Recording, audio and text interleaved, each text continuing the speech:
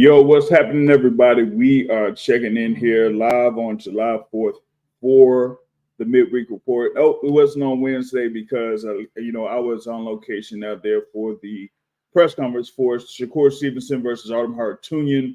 Of course, that fight will be taking place on Saturday night in Newark Prudential Center. And we're going to be going through that particular card right here on the midweek report. And I got my guy here with me. Shout out the Three Kings. My guy Zoe is here, man. What's going on, bro? What's good, JR, man? Ready to talk about a very excellent card on Saturday, man. Yeah, man, it's a very excellent card. You got like a number of fights here that's going down. I think we got, let's see, I see about 8 fights that are going to be on this particular card. That'll be on ESPN Plus and then on ESPN later in the evening. But of course, we have that main topic there. We're talking about the main event, WBC lightweight championship fight on the line. Shakur Stevenson defends that WBC title against Artem Harutyunyan. There with Shakur Stevenson, I think what is this going to be? That is his first defense there of the WBC lightweight title. He won it against Edwin De Los Santos last November. He is 21-0 with 10 KOs going up against Artem Harutyunyan, who had his lone loss to Frank Martin last year. Is there at height of like 5'7" there, although he kind of looked a little bit taller than that. What I saw yesterday. And they got Shakur Stevenson listed at 5'8" with a reach of 68.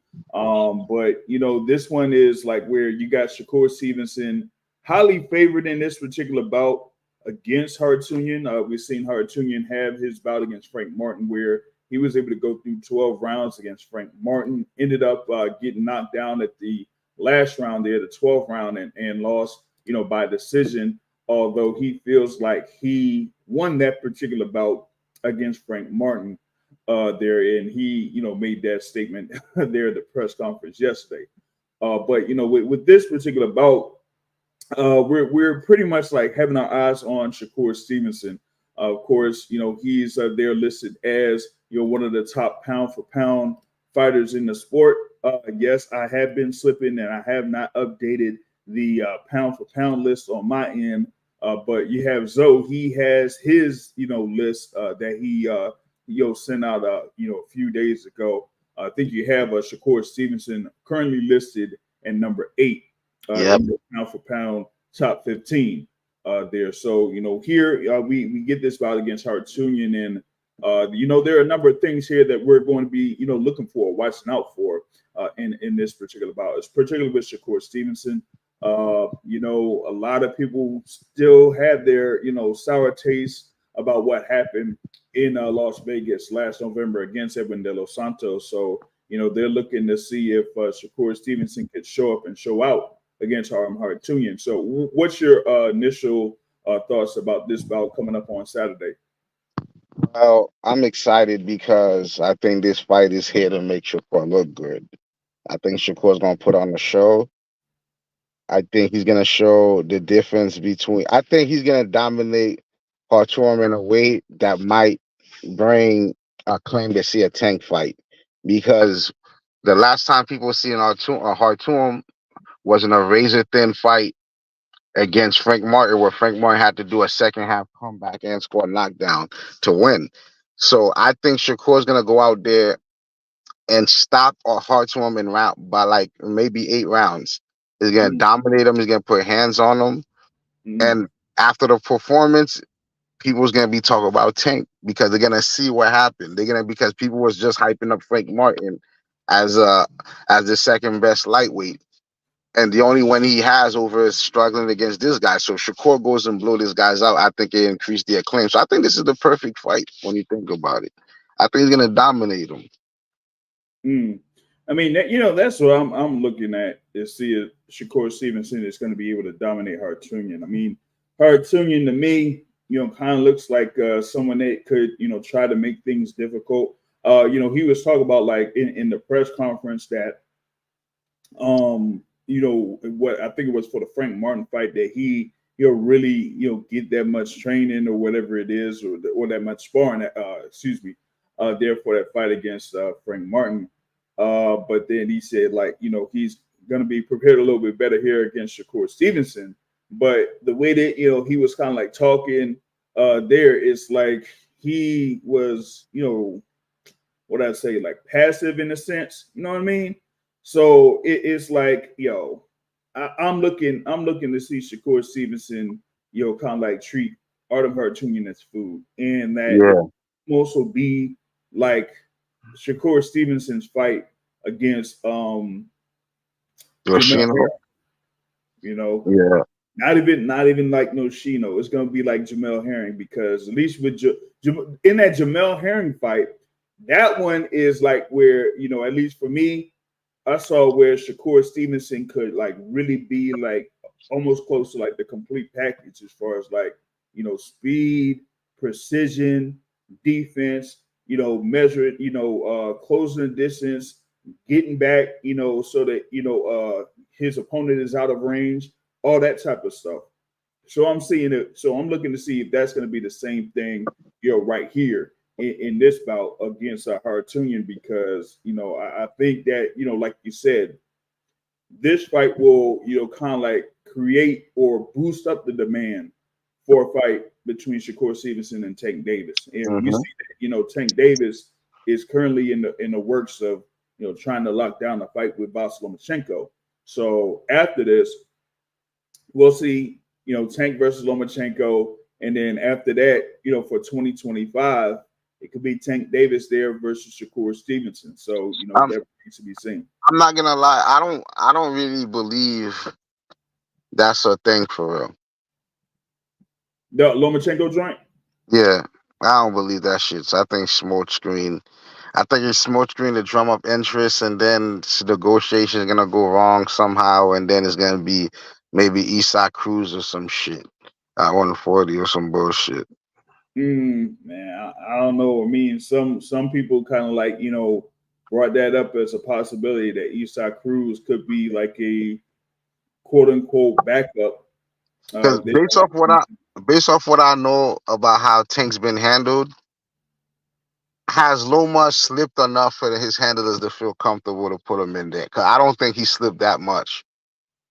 I mean, I don't know, but my thing has been with Lomachenko is that I don't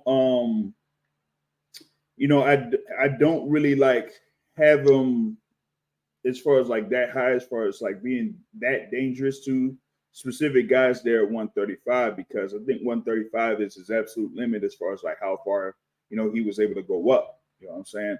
So yeah, he was able to do his thing against George Kambosos Jr. to win the IBF lightweight title. But do I like favor him against the Tank Davis right now? No. Do I favor him against the Shakur Stevenson right now? No. But even with that, he's still a top 5 lightweight. But Yeah. I think, against man, those guys, yeah, I don't see Lomachenko beating either one of them. right. Tank can always like I know Tank can always land a big punch against Loma, but man, the more I'm looking at it, because at first my original shit when I heard them negotiating, my original shit was like, okay, Loma's slowed enough down where he's hittable. But then I'm rewatching it again. I'm like, man, I don't know if Tank can land a punch on this. You feel me? I don't know if Tank can be able to land, man. Like I know this is where this is the fight where this imaginary IQ people been telling me about is gonna have to come through for Tank, dog. That imaginary IQ they say he has is gonna have to come through in this fight, bro.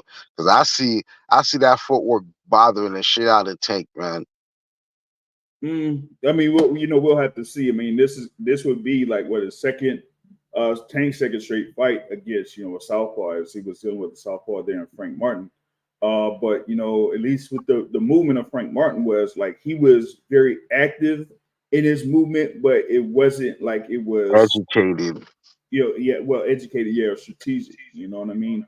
So at least with Yo, Lomachenko, Lane, you'll give me see 1 second, more bro. Give me 1 second. I'll be right efficient back. movement on that. Oh yeah. It looked like he had something, because I was hearing a little bit of an echo there on that instance. But I want to go back to the whole thing with the conversation about Shakur Stevenson and Artem Harutyunyan. You got Harutyunyan there. But I would say I don't even know if he's within the top 30 in the lightweight division here at this particular point.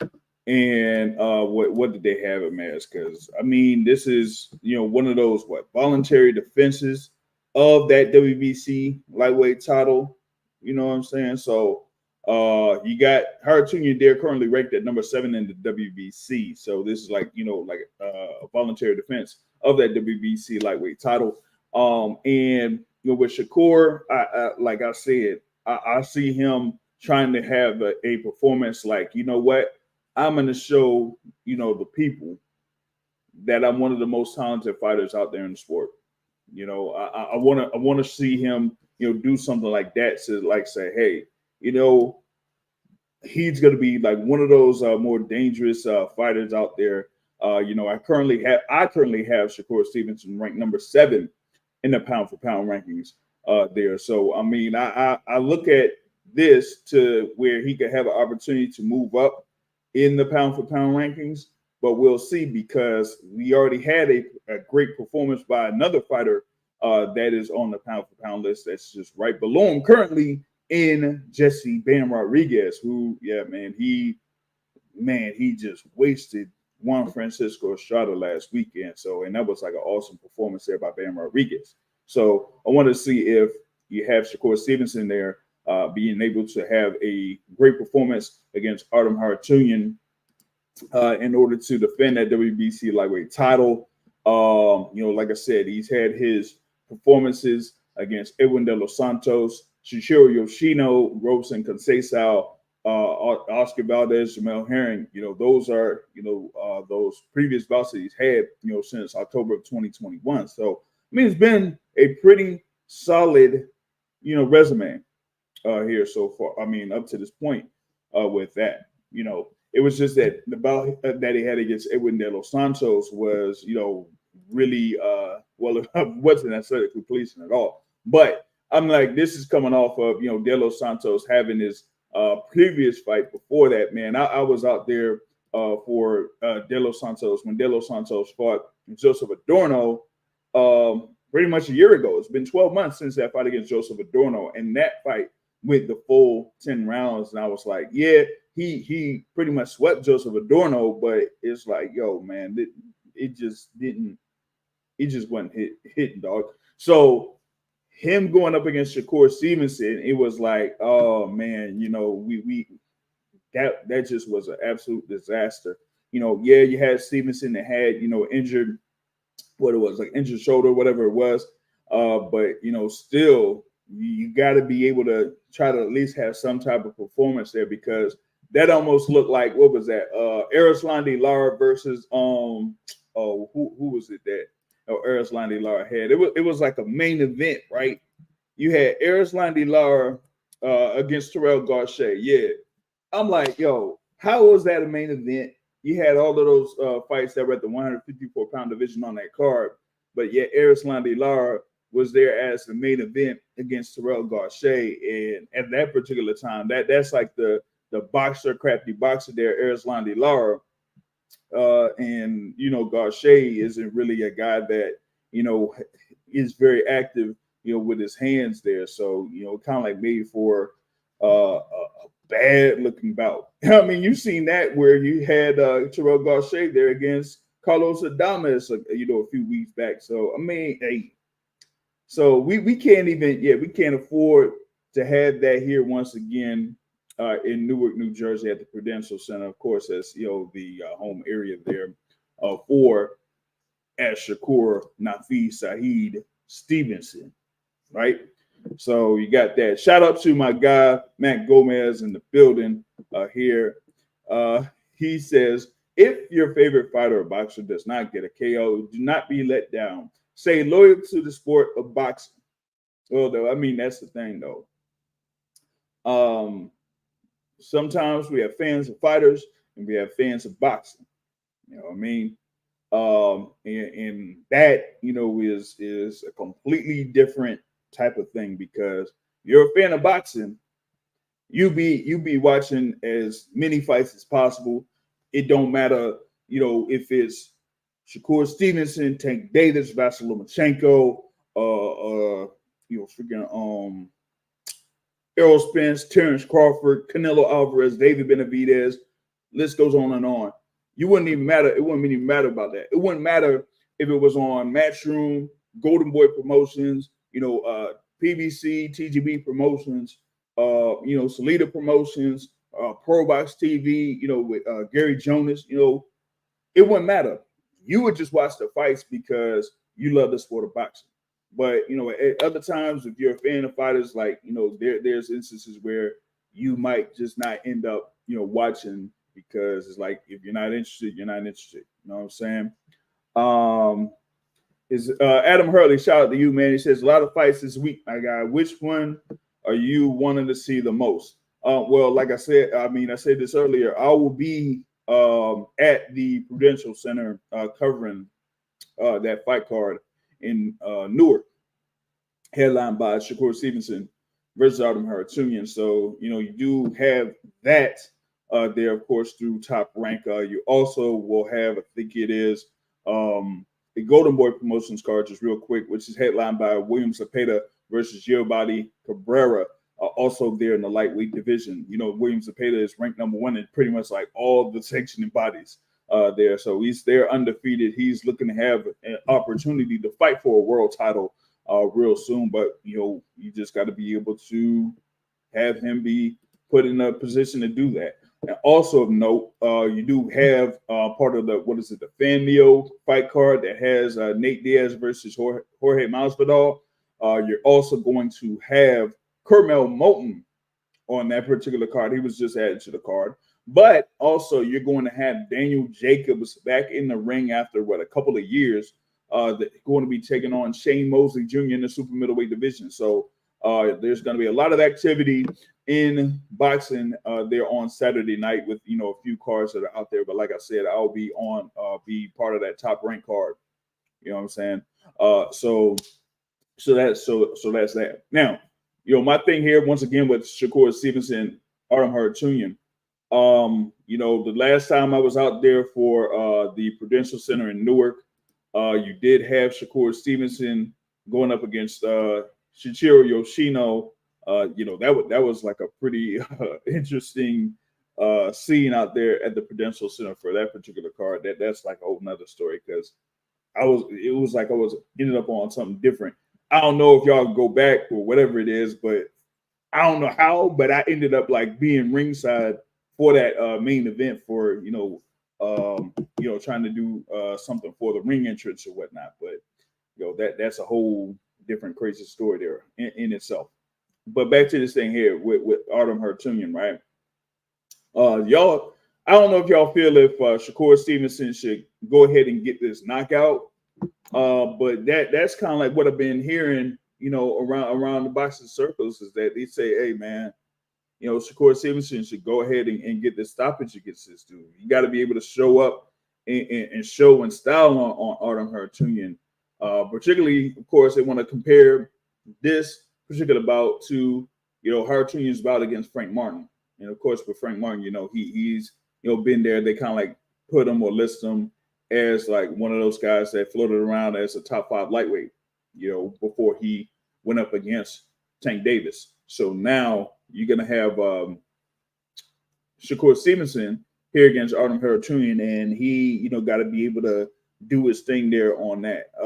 We also, I know that there's some other action over in the UK. I think it is. That'll be, on that day too.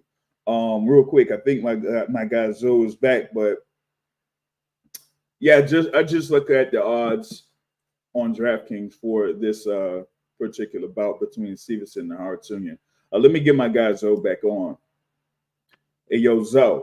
What's good, man? My bad, man. I had a little business engagement that popped up real quick, man. Yeah, for sure.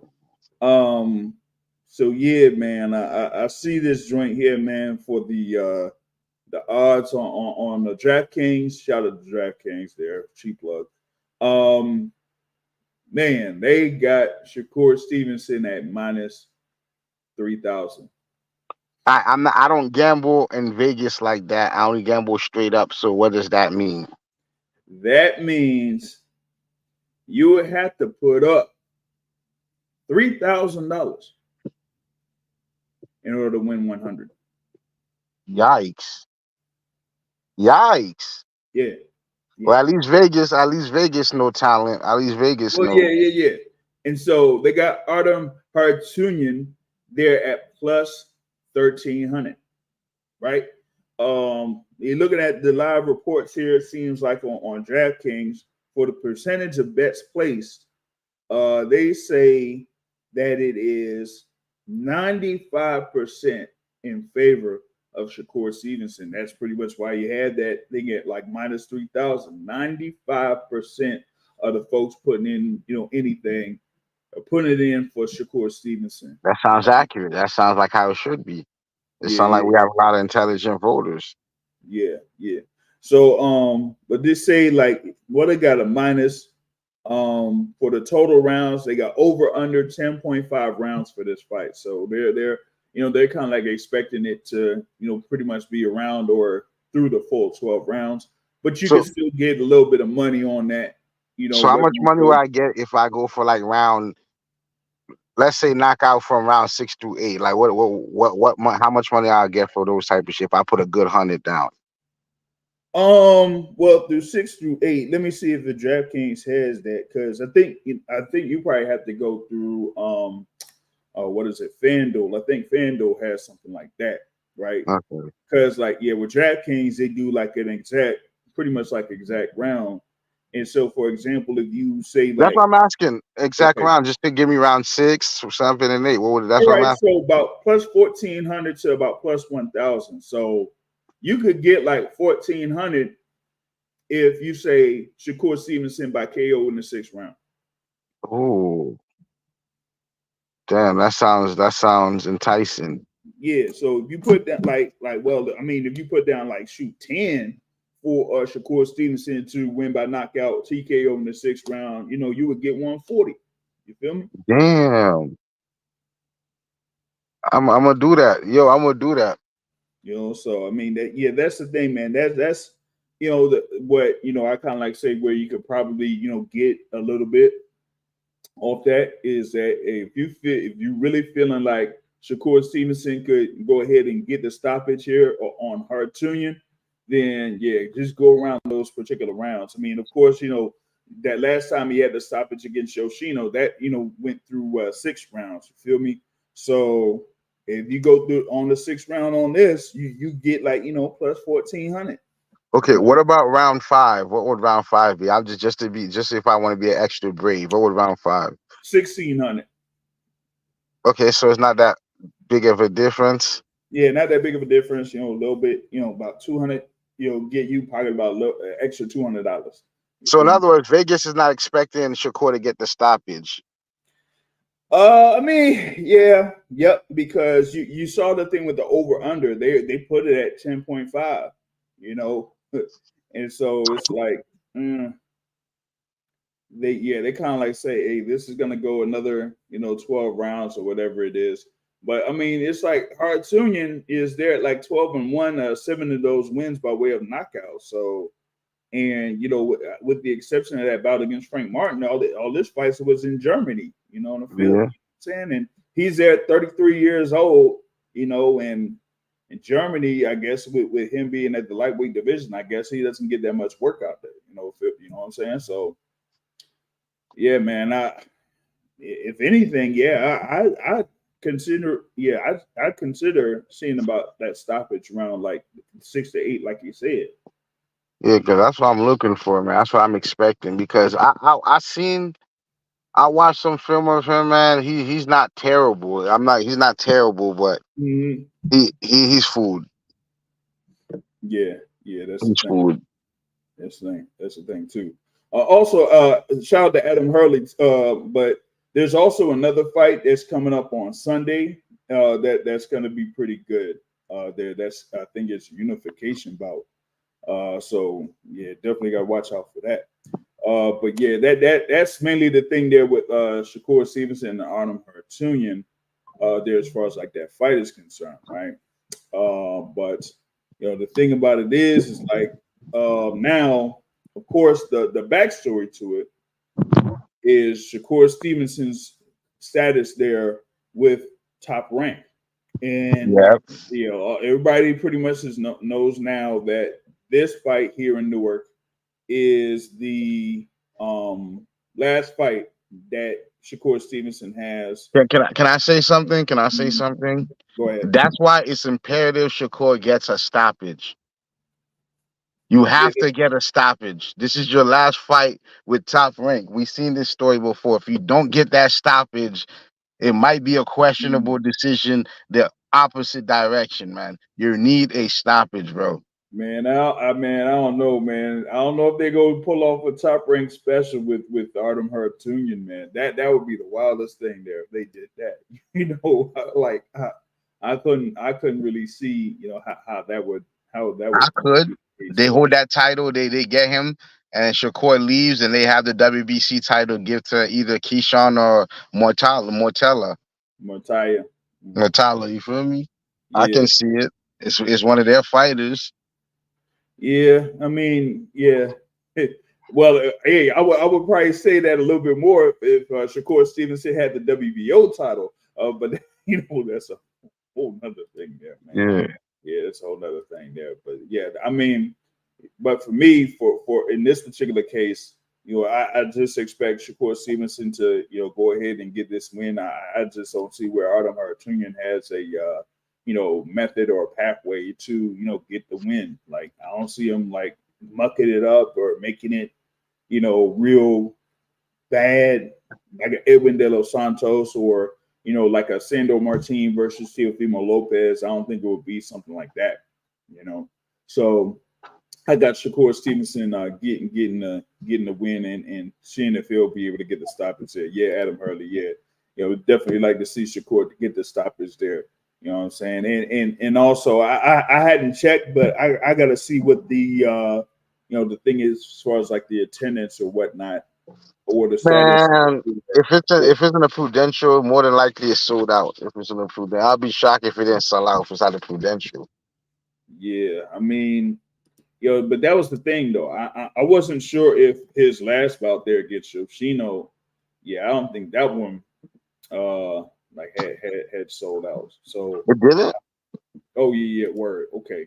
So the thing about it is like, yeah, I got to see how they have it for this because you're gonna have, like you said, it's a very good fight card, and you have a couple.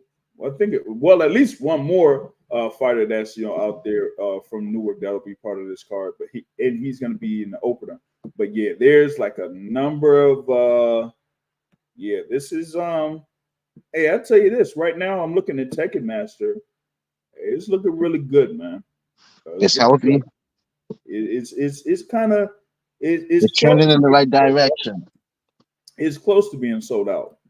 Okay, that's good, man. That's good. You feel me? More sellouts, man, because like if you can consistently sell out the Prudential Center, that's another bargaining chip you could use to entice Tank on a fight to be like at Barclay. You feel me? Tank got history of selling out the Barclay, and he's only across the Hudson. You feel me? So it's not even that crazy. The same people that travel, the same people who go to Prudential are traveled, especially if it's Madison Square Garden, because that's literally just Penn Station to Penn Station. You feel me? So yeah. But I have to see though, because I'm not sure if they have the upper level available or not. But I think it's just the regular level. I gotta see. But like that 100 level is pretty much they're close to sold out on that end. You feel me? So yeah, hopefully within this last day or two they'll get the the rest of those tickets sold and whatnot. So I'll have to see. But the thing about it is though also just if y'all going to Ticketmaster, y'all pretty much could get a pretty good seat, man. No problem. Feel me? So there's that, man. Shout out to Mrs. Just Do in the building. Like I said, I'll be out there for Newark. So I talked to Just Do. We'll see. We'll be able to link up there at the Prudential Center on Saturday night. So we'll be able to eventually link up out there. But yeah, going back to the thing as far as like Shakur and Top Rank, a lot of people are leaning towards him not re-signing with Top Rank. Initially, people are talking about, oh, well, we got these other possibilities out there.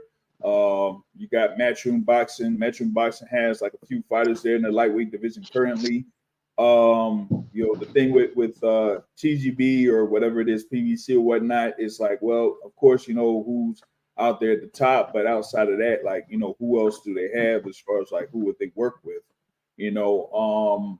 And there's been one other name that's been mentioned, and that is Floyd Mayweather Jr. Of course, Mayweather Promotions.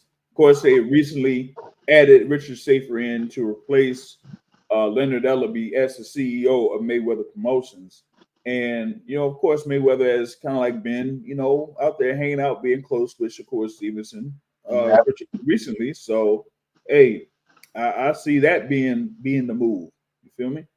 I mean, that would be a good move, man. That would be a good move, though, because Floyd does come with a certain stimulus package and popularity. You feel me? Just by being Floyd, though. So that's a good move, man. And the whole rivalry, LV is with Tank now. That should just elevate the rivalry and make for a more juicier storyline for when the time for the fight do happen.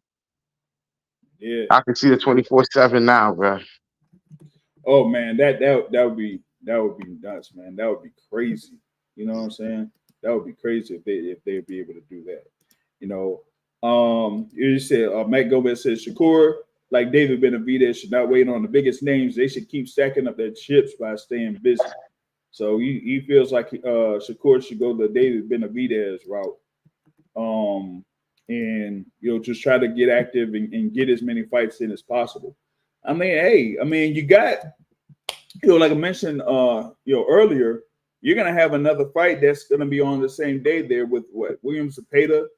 They're going up against Giovanni Cabrera, and Zepeda's still trying to get his way in as far as like fighting for a world title. So he's gonna be trying to make his name in there in this particular sense, and he could be a potential opponent for Shakur Stevenson in the near future. Hey, I was like, hey, not. Especially when you consider like his last couple of opponents. I think his last 6 or so opponents all been southpaw. He's been preparing for something. He's clearly been preparing for something. Yeah, that's the thing, man. So I'm like, yeah, why not have that particular fight to set up that thing with Tank Davis there next year, because hey, you're not gonna still be with Top Rank. I mean, I don't know what the status is of Zepeda. Yeah, not Zepeda there, but the Brinchick, right? Okay, yeah. So I think that if you want to go for a unification, you could try to go for unification, but in that particular sense, it's like you would have to do probably another fight there in Newark to have that be a unification, especially if you're gonna actually have Tank Davis there versus Vasily Lomachenko next, whether it's like November or December. So we'll see how that is. Allegedly. Yeah. So you got that. So that's what I got as far as like the gist of what's going down there for the main event. Now I'm gonna go to the co-feature. WBC 130-pound title on the line. Oshaki Foster defends against Robeson Conceição. This is, yet another attempt for Robeson Conceição to, win a world title. He, fell short against Shakur Stevenson. Shakur Stevenson at that time, failed to, make weight. But, it is what it is with that. He had that bout in 2023 against Emmanuel Navarrete that ended up being a majority draw. Where Conceição ended up getting knocked down twice, and that basically was the difference in the fight, because he pretty much had 2 scores that were in his favor there. 7 rounds to 5, but just got knocked down twice in that. And he's coming off of a win against Jose Ortiz, by TKO in April. So he's been pretty busy here over these past few fights. But going up against Shakur Foster, Foster had his bout against Abraham Nova at the theater in Madison Square Garden. That was a pretty, good bout between those two fighters. Split decision in favor of Shakur Foster. He said that he was dealing with, multiple injuries for that fight. One going into the fight, and then, ended up, messing up his shoulder there during the fight back in February. So he says here that he's 100%. If you check out the interview that I had with Shakur Foster from yesterday, he says, yeah, he's 100% for this particular bout, and that he's gonna show like he's levels above Robeson Conceição here for this bout. But folks are really sketchy. They're really sketchy about this bout. Matt Gomez, a big step up for Foster here in this one with Robeson Conceição, of course, an Olympic gold medalist out there, based in Brazil, right? So he was able to, score that win, right? In the Olympics there, 2016. And so now, he's, having this next attempt at a world title here at this particular point, man. So you do have that. But I want to get in my guy who, recently had a list on Twitter, Twitter Spaces, X Spaces, whatever they call it now. What is it? Top 30 fighters, under or within the age of 30. It's recorded. So if you go on Twitter, you'll be able to catch it there on Brunch Boxing. Here is the host of Brunch Boxing, Brother Matt, is in the building. What's going on? JR, what's going on, man? Listen, I figure we talk boxing today. We see what's going on the timeline with this guy. I'm not even gonna mention his name. He don't even deserve any shine. Not even one boxing. second. Yeah, we talking boxing. Talking boxing. But I did do my list of the top 30 guys under 30. Mm-hmm. I never realized how many great young fighters we have in this game. The boxing world is very strong. There's a lot of top prospects who didn't sniff the list. Guys who you've interviewed who I think are pretty good, like Kid Austin, Floyd Schofield. Mm-hmm. Guys like Hamza Shiraz didn't make the list. We just saw him recently. Right. Yep.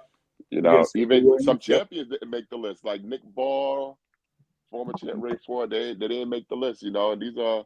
I think there was like another champion that didn't make the list. That was a little bit of a topic of conversation there with brother Ty there that I was able to catch. But yeah, that that was very interesting indeed with that one. You feel me? Yeah. But and I heard like earlier, you said you're gonna be out there in Newark on Saturday, right? For his fight card. So this is pretty interesting. I did say, I did, have a little bit of I didn't technically have a dot count report there for what's going down in Newark, but they're pretty close to selling out that 100 level there for this particular fight card. So yeah, it looks like it's a pretty healthy attendance. It looks like over 10,000 people already, which is pretty good. I'm happy that that's the case because, listen, boxing, I love stars. So the more the merrier. If Shakur Stevenson could make himself a real viable attraction, a big name attraction, a big star, and future pay-per-view star, that's going to do nothing but make the sport of boxing even healthier because he is a potential opponent for Tank Davis. Right. Exactly. And so, now, folks are like looking ahead to this bout here against Artem Harutyunyan, where, at least, earlier I said, you know what, I don't see a path of where Harutyunyan could get a win here. Why not? So I feel like it's almost barbecue chicken time. But why? I mean, listen, Mm. both of these guys like to box and move. Some might say run. Who's to say that this is not like a repeat of the Edwin De Los Santos fight? Okay. Okay. In that aspect, and I know that there was like a couple of hints or mentions about that at the press conference yesterday, right? But we're talking about MVO, right? And MVO usually is interested in big events. Yes, Right? the former MVO. Oh yeah, the former MVO. Oh The yeah, the artist man. formerly Wait, known. the man formerly known as MVO. Okay, so we cannot afford to have another Shakur Stevenson, Edwin De Los Santos fight here. We just can't. Like, No, we cannot. Especially since I'm gonna be in attendance, so I can't change the channel. I don't know if you remember this, but I went to the Demetrius Andrade fight against Arthur Akakov, and I literally fell asleep in press row, snoring and everything. I fell asleep during the fight in press row. I didn't mean to. I swear I did not mean to. But I fell asleep. So I'm going to get a good night's sleep tomorrow. I'm going to drink a bunch of Red Bulls. Might do a nice little line of cocaine just to make sure. Hey! Just in case. Just in case. Oh, no. Oh, no. Hey, listen, man. Hey, I'll tell you this. You're pretty much going to be, in and out, because I mean it won't be that long for you to at least get back home or whatnot or whatever it is. Yeah. Because we're probably gonna be out there till 12:31 a.m. at the least. These top rankers, see, and this is my problem with these late top rank events, especially on the East Coast. They got to remember, some of us will be drinking and not driving. So, be respectful to the East Coast. Be mindful and all that type of stuff. You feel me? So they're definitely with that. And I also talked about the the odds on this, at least for DraftKings, right? Minus 3,000, man, for Shakur Stevenson, plus 1,300 for Artem Harutyunyan there, so it's going to be something. Well, I think when I looked at the odds on the stoppage, it was like plus 115, something like that. It feels like an actual stoppage, yeah. That's not worth betting. No, well, it's too risky. Well, minus 135. It's too risky. Now, if the odds on the KO was like plus 400, Yeah. But it's too risky. Mm-hmm. Like a parlay buster. Yeah, it is. It definitely is a parlay buster. Like you couldn't really do that. I had Zoe on here earlier, and he was thinking about putting down for Shakur KO round 6, like similar to his stoppage win over Yoshino there in Newark the last time he was there. And pretty interesting. It's plus 1,400. That's pretty interesting. So I'm like that's probably the best route. Seeing if you could hit on the round for the knockout. So that's the thing, man. Box Academic has what's his new name? Yes, not the person formerly known as MVO, but just call me Matt. Yeah, Mike. exactly. That's it. That's what Matt would do. So that's the thing there, man. But I was also going into the co-feature bout there before you jumped on here. You got Osaki Foster versus Robeson Conceição. Some folks are looking at that and saying, "Hey, I don't know. This might be the time for Robeson here in this particular bout." At least there when you saw the press conference, the face-off, you seen Conceição look, almost like he was at lightweight in comparison to Osaki Foster or something like that. Yeah, but the thing about it, I think the reason why people are looking at that fight so closely is because if we're being honest, both guys are not that good. I mean, they're like a couple tiers below the top guys. They're decent fighters, but I mean, we're not gonna bounce our grandkids off our knee telling them stories about Robson Conceição or Shaki Foster. You know, it's a good fight. I think it's about a 55-45 fight. Anything can happen. So I'm looking forward to it. Now, I mean, you had O'Shaki Foster, say that he dealt with pretty much two injuries in particular in his bout against Abraham Nova on February at the Madison Square Garden Theater. And he feels like he is fully 100% in this particular bout. And so that he's going to be a little bit closer to like how he was in that bout against Eduardo Hernandez over in Cancun, where so he's going to be okay. Yeah. Yeah. I mean, let's not pretend like he's falling from these great heights. He's a good fighter. He's a good story.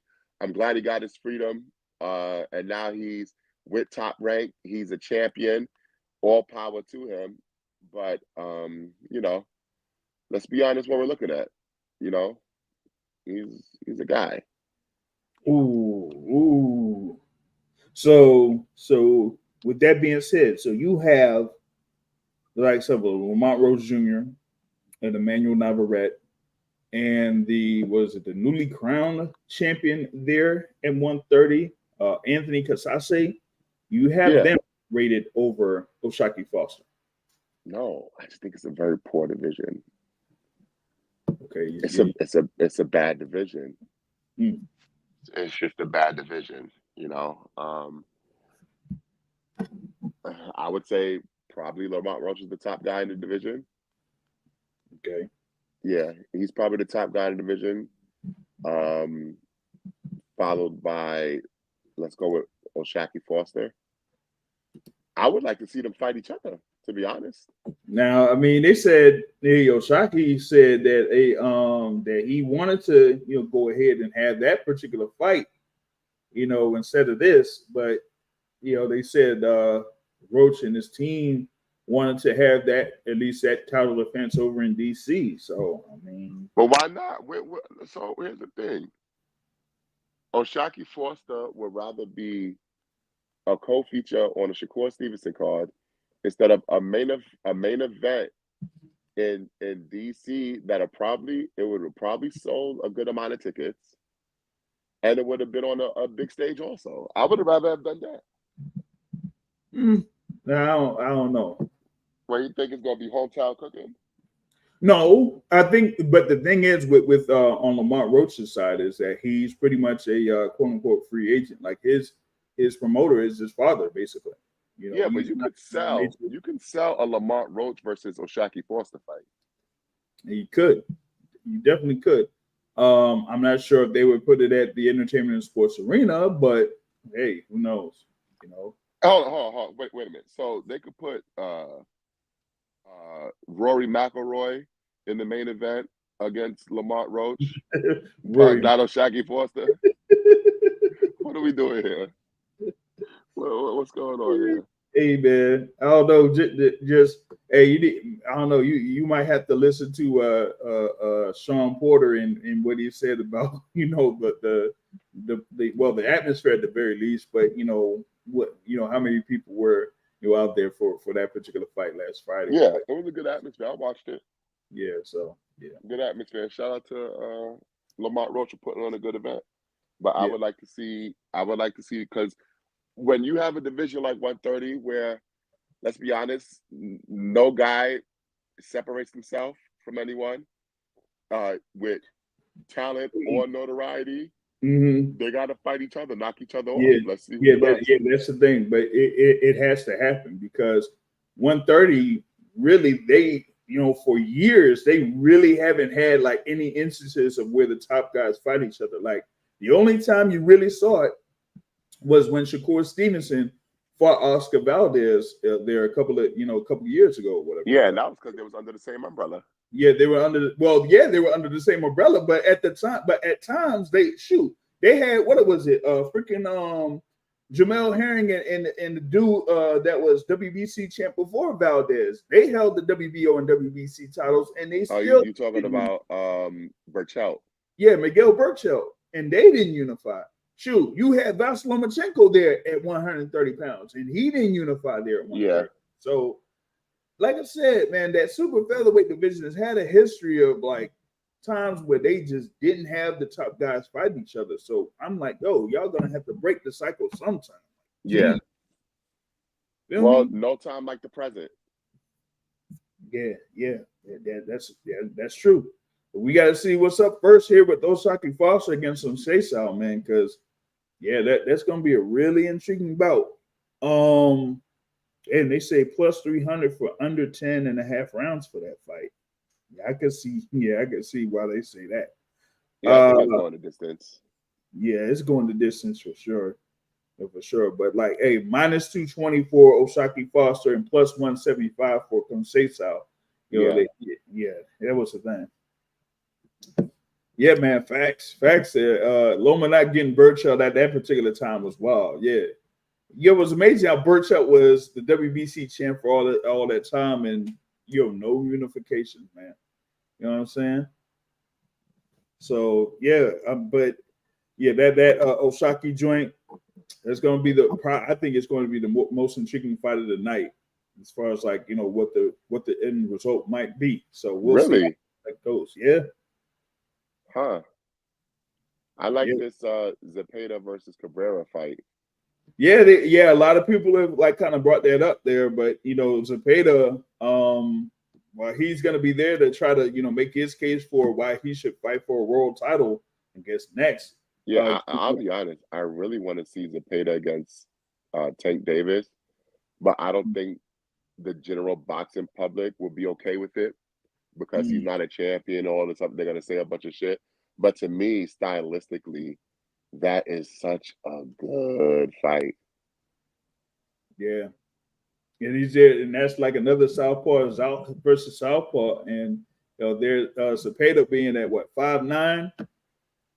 Yeah, that was really interesting there, man. So, but he has that fight against Cabrera, of course, with Cabrera. I'm still disappointed that Cabrera couldn't get me that win against Isaac Cruz, man. I had pretty good money off that, man. I was like, yo, he could have pulled that off. Like, come on. Well, there are people that think he won. Yeah, like me. There are people that think he won. But damn judges, man. But yeah, that fight against Segura or Zepeda in California on Saturday night, that's going to be another intriguing bout there in the lightweight division. Because Zepeda could either could have been an outside shot to fight Tank Davis, or maybe Shakur Stevenson there. So looking at that is one thing. Like I said, Andres Cortez should be known by now. But he had that fight against Abraham Nova, right? And then a lot of people felt that Abraham Nova won that fight. So, I know what Cortez. I think Cortez is undefeated, but like, come on, like he had that bout against Nova, and a number of people felt like Nova outboxed him for the majority of that fight. So there's that, man. And also on the card there in Newark, you got Keyshawn Davis going up against Miguel Madueño. With Keyshawn Davis, there is, now I'd say a top-rated contender in the lightweight division, currently ranked number 3 in the WBC and the IBF right now. Going up against Miguel Madueño. Madueño, had like what was it? I think his last fight was on the Pro Box card there that he had. Against Justin Paldo in February. But that was a close bout there out in Plant City, split decision there. But like I had watched that fight again there, Madueño versus Paldo, and I see a number of instances where Keyshawn Davis could like really style on this dude, like really style on him.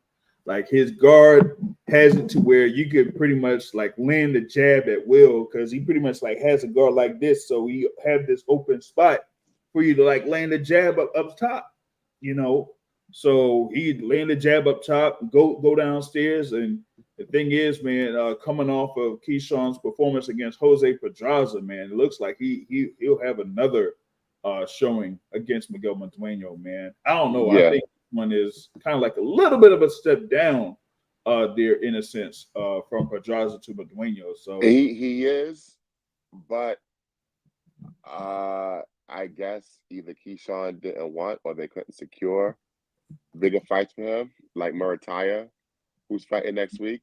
He's fighting next week. Obviously, yeah. Tio said he's not going to give him a chance. But for me, and this really bugged me, and I tweeted about it when these fights were announced. Mm-hmm. You got Murataya, Keyshawn, Tio, and Shakur all fighting within 3 weeks of each other. Yep, you said none of them are fighting each other. Yep, you said that. I don't get it. But that was like one of the critiques you had about Top Rank, basically. Was that you have these guys that are out there that you have in abundance that'll be at or around the same division, but they're not fighting each other. That's not a good look. Yeah, it's like, listen, everybody can't be a B-side for Tank. Okay, just fucking fight each other. Right? Carve your own path, and then maybe you could be Tank. Yeah, yeah, that's the thing. Go ahead and have those, quote unquote measuring stick fights. You say, hey, are you a contender, or you a prospect contender, or you really there to be a serious shot to be a world champion? So why not go ahead and have those particular fights? Like I said, in the lightweight division, you got 3 or 4 guys out there within lightweight in your promotional company there in Top Rank that could be fighting each other. Like I've been asking for Murataya versus Keyshawn Davis at the very least for a long time. So it's either you're gonna have Murataya versus Keyshawn or Murataya versus Shakur, and you see what happens with Shakur now. So why not go ahead and have Murataya versus Keyshawn?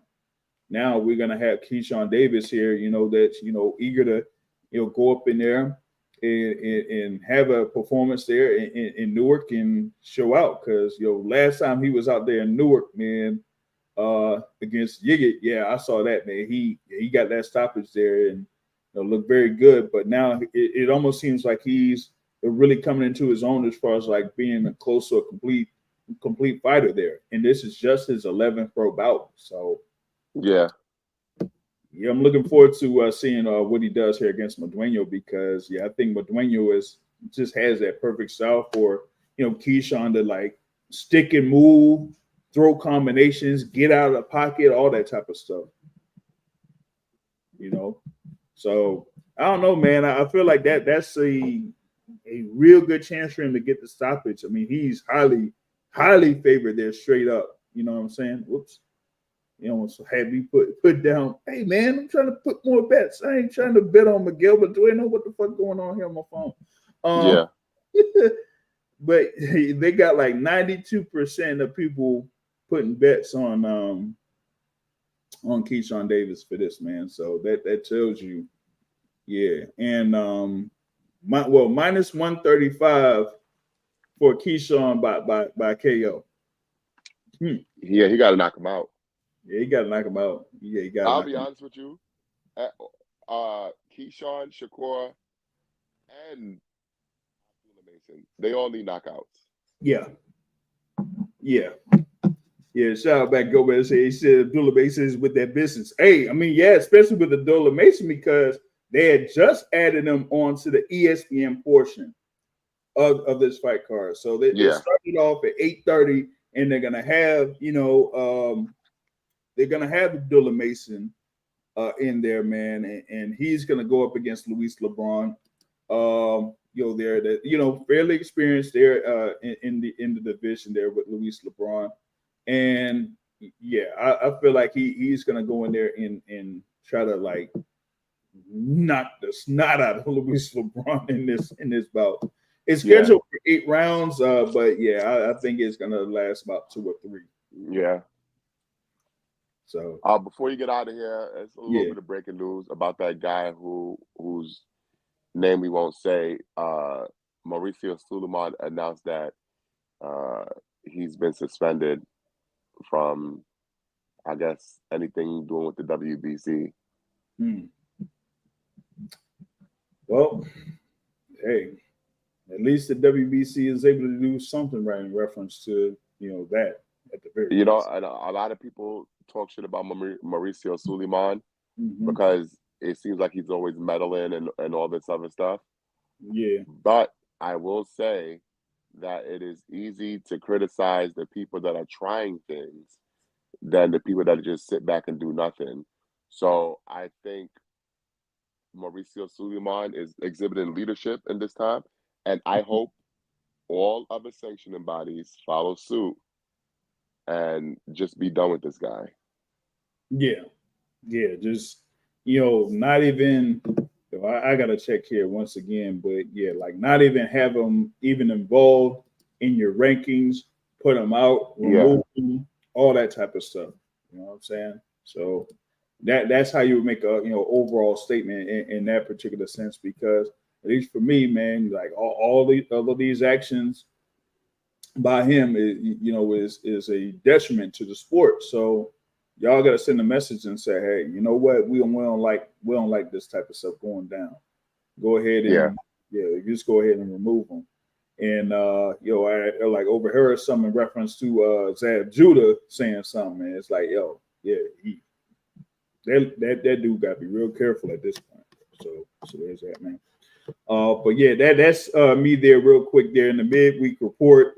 Like I said, a lot of action this week, but we're going to be out there in attendance over in Newark. I might be there for from beginning to end, man. I don't know, because I got to see how this fight order is going to be. I lost the paper where the fight order is, so I got to see if I can get another copy. But you're also going to have Kelvin Davis on the card too, against Kevin Johnson. So which is a fight that a lot of people are calling for Johnson to pull up the upset. I don't know about that, but we'll see. I don't know about that either. Like, he did fight, Africa back in 2019. But like Kelvin Davis was saying there, I had chopped it up with him yesterday. He said, hey man, you see, he watched that fight against Africa too, and a lot of people also, or Kevin Johnson, talk about whole thing about sparring this guy, sparring that guy, whatever it is. And he's like, man, I mean, sparring stories are lame, basically. So, Kelvin Davis looks like he's aiming to, really do some things here against Kevin Johnson. I was out there for his last bout over in Plant City. He had a couple bouts over there for the Pro Box joints. So he had like an easy night there in that one. But here for this bout against Kevin Johnson, we're gonna see if he, really kind of makes the next step, out there, man. So I'm looking forward to that one. Feel me? All right, so that's what I got here for this version of the midweek report. We'll be back at it for the Boxing Source podcast. So y'all be sure to check that out. Be sure to check out Brunch Boxing there with the website. Also, the YouTube page, and like I said, you had that 30 fighters under 30. So y'all be sure to check that out on Twitter, and of course we got content on the boxingsource.net, and just follow all the social media pages that I have above. So we're continuing to give you coverage here for the sport of boxing there for y'all to enjoy. But y'all make sure to hit the like button, whether it's here on YouTube, on X, or whatever it is, and we'll have more stuff here for you on that fight card over in Newark. So y'all be sure to check that out. Until then, I'll catch y'all later. Peace.